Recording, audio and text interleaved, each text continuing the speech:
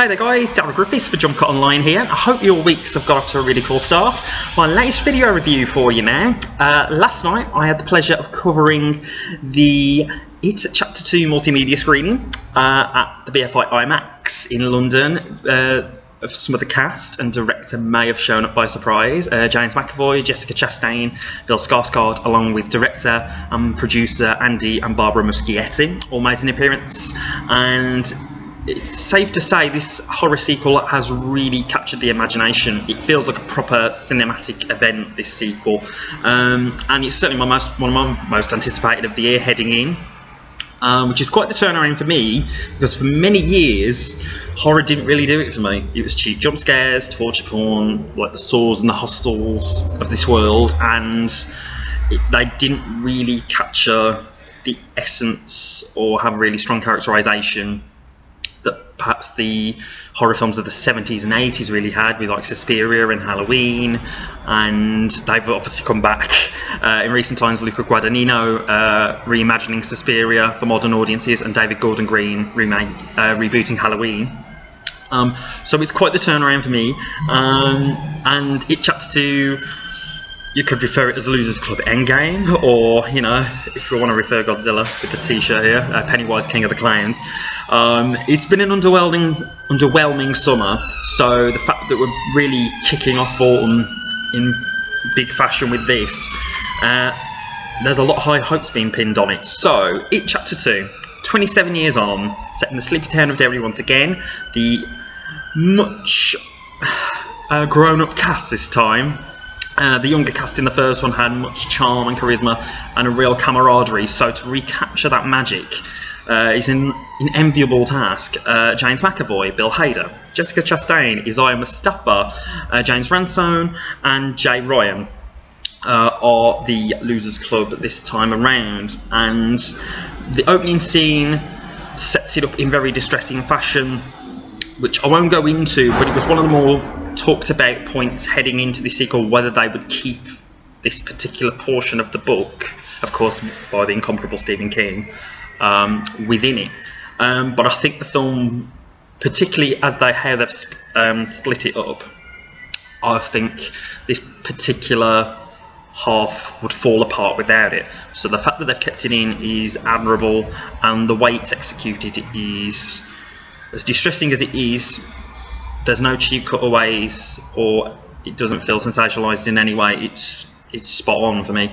And they are all living different lives. They all got out of Derry, and they're all brought back thanks to Mike, which is Mustafa's character, the adult version. And of course the terror is reignited and provides some very chilling set pieces. It Chapter 2, I have to say, it's probably the most fun I've had in a cinema all year, which is going some. The set pieces by Muschietti, I think he was very, I did read a couple of days ago that he was very keen to incorporate practical effects as much as possible within to obviously the visual effects that inevitably ensues. But the scale of this thing is so impressive. We don't normally get this with horrors. This is like to a degree sort of blockbuster scale. He's gone, it's very much balls to the wall in terms of direction, and it's so well orchestrated. I think the final third is just terrific. And I mean people will probably moan because of because of the genre. It's 2 hours 40, and it's very easy to be like, well, considering what this is basically, when you really boil it down, does it really warrant a 2 hours 40 running time? But it doesn't feel like a film that's nearly 3 hours. It's so well paced, it's so well structured. The characterization, you can tell they've really tried to flesh out the backstories of each character. They all get a moment to shine, just like the first one, but this is like, it really deepens the emotional hooks that it's set up in the first film. And I think it's very much credit to what a terrific cast Muschietti has assembled here. And it's a really neat blend of obviously McAvoy, Chastain. You have that dynamic once again. I didn't see X-Men Dark Phoenix, but I think it's safe to envisage that this is the better film with them in together. McAvoy with the mannerisms that he captures as Bill, with that little stutter, bless, which was so charming in the first one. It's of course remains here, and the funhouse sequence that is teased in the trailers, that is terrifying and so emotionally involving as it sets it up as you go along. Jessica Chastain is strong scream queen. Again, the blood-soaked image that was spliced into the trailer. That set piece, again, I think this is because everyone's sort of thinking, can they really up the ante from the first one?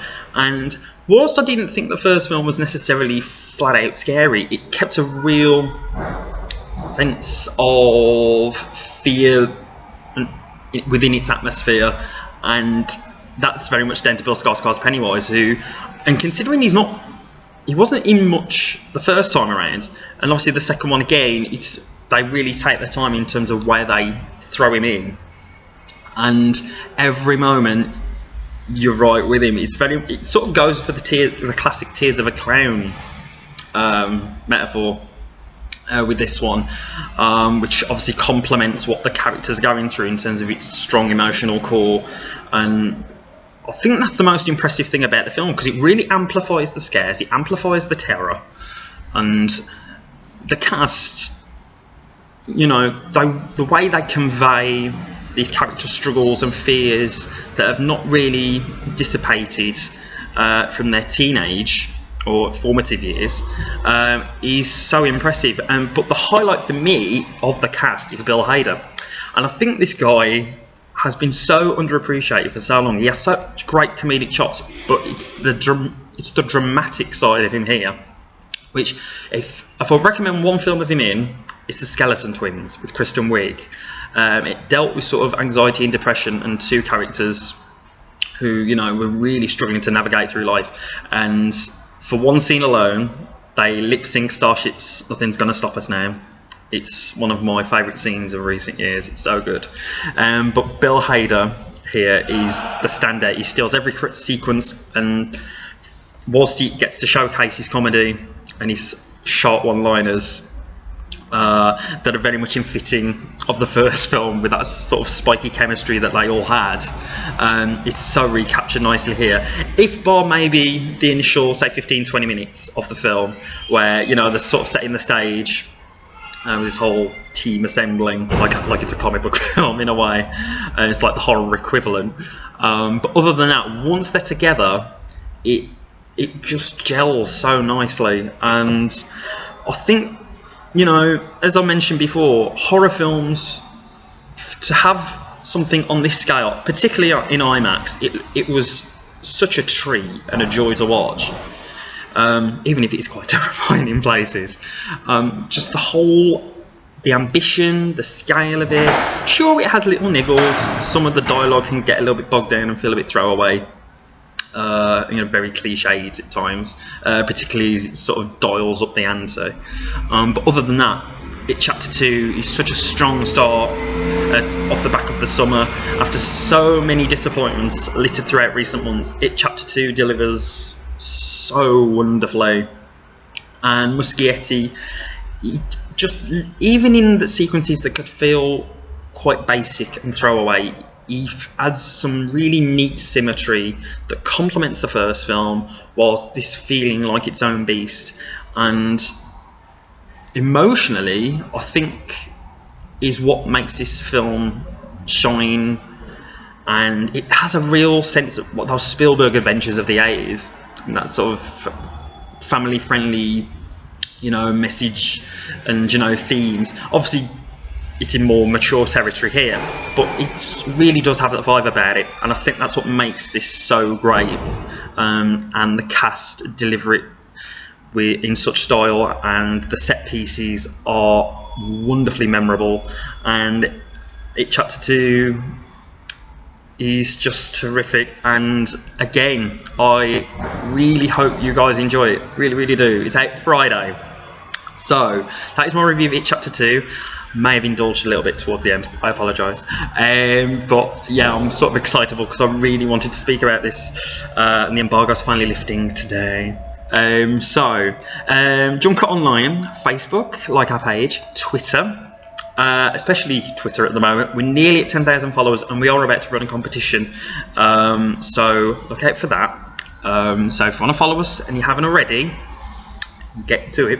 And the website is of course www.jumpcutonline.co.uk. London Film Festival is looming large, so a lot of films are going to be covered by us, whether it's myself or our various writers. So be sure to look out for our coverage over the next month. But for now, that is a wrap. I've been Darryl Griffiths, and I'll speak to you soon, guys. Take care, and bye-bye for now. See you later.